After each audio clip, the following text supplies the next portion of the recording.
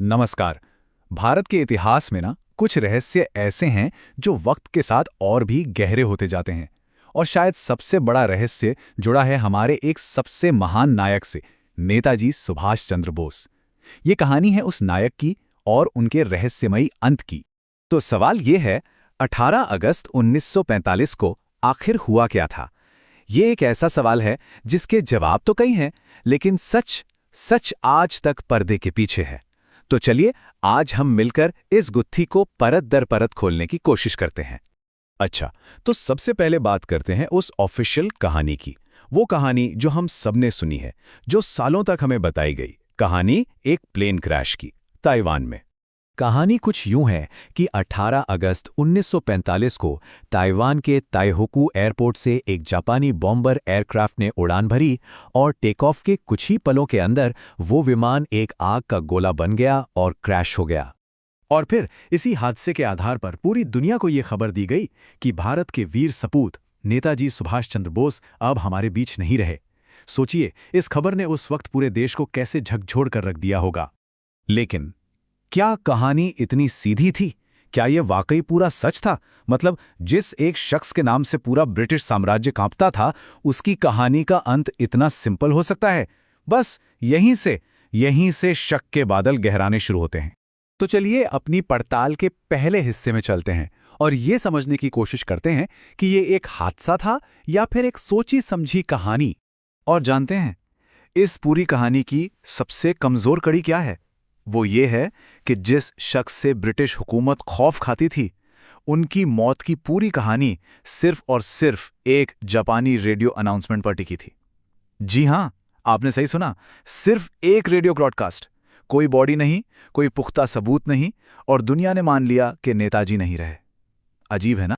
अब देखिए, ये शक सिर्फ हवाई बातें नहीं थीं। इस शक को और भी ज्यादा मजबूत किया खुद हमारी सरकार की जांचों ने, जिनमें एक के बाद एक विरोधाभास सामने आते गए। तो चलिए अब इन ऑफिशियल इंक्वायरीज की ही बात करते हैं। आज़ादी के बाद भारत सरकार ने कई कमीशन बनाए। देखिए, 1956 में शाहनवाज कमेटी बनी, उसने कहा हाँ क्रैश हुआ था। फिर 1970 में खोसला कमीशन बना, उसने भी यही कहा हाँ क्रैश हुआ था। दशकों तक इसी बात को ऑफिशियल सच मानकर चला गया। लेकिन फिर आया साल 1999, जब जस्टिस मुखर्जी कमीशन ने इस केस की फाइलें दोबारा खोलीं, और यहीं से पूरी कहानी ने एक जबरदस्त मोड़ ले ली। ये शायद इस पूरी मिस्ट्री का सबसे बड़ा टर्निंग पॉइंट था। जस्टिस मुखर्जी कमीशन ने कुछ ऐसा किया जो पहले नहीं हुआ था। उन्होंने सीधे ताइवान की सरकार से पूछा, और जवाब क्या मिला? जवाब सुनकर आप भी शॉक जाएंगे। ताइवान सरकार ने साफ साफ कहा कि उनके रिकॉर्ड्स के मुताबिक 18 अगस्त 1945 को ताइहोकू एयरपोर्ट पर कोई प्लेन क्रैश हुआ ही नहीं था। सोचिए, नो प्लेन क्रैश। तो अब सवाल ये उठता है कि अगर कोई क्रैश हुआ ही नहीं, तो फिर वो अंतिम संस्कार किसका किया गया था? और टोक्यो के रेंकोजी टेम्पल में जो राख आज तक नेताजी की बताकर रखी गई है, वो आखिर किसकी है? और मुखर्जी कमीशन यही नहीं रुका, उन्होंने इस सवाल का भी जवाब दिया। कमीशन ने अपनी फाइनल रिपोर्ट में ये भी साफ कर दिया कि रेंकोजी मंदिर में रखी हुई अस्थियां नेताजी की नहीं हैं। बस इस एक खुलासे ने दशकों पुरानी ऑफिशियल कहानी की नींव ही हिलाकर रख दी। तो अब हमारे सामने सबसे बड़ा सवाल है, अगर 1945 में नेताजी की मौत नहीं हुई, तो फिर वो गए कहाँ? यहां से कहानी दो बहुत ही रहस्यमयी रास्तों पर निकल पड़ती है। दो थियरीज जो आज भी सबसे ज्यादा चर्चा में है। पहला रास्ता जाता है सोवियत यूनियन यानी रूस की तरफ, और दूसरा रास्ता वो भारत में ही एक गुमनाम साधु के वेश में जिंदगी बिताने की तरफ इशारा करता है, जिन्हें हम गुमनामी बाबा के नाम से जानते हैं।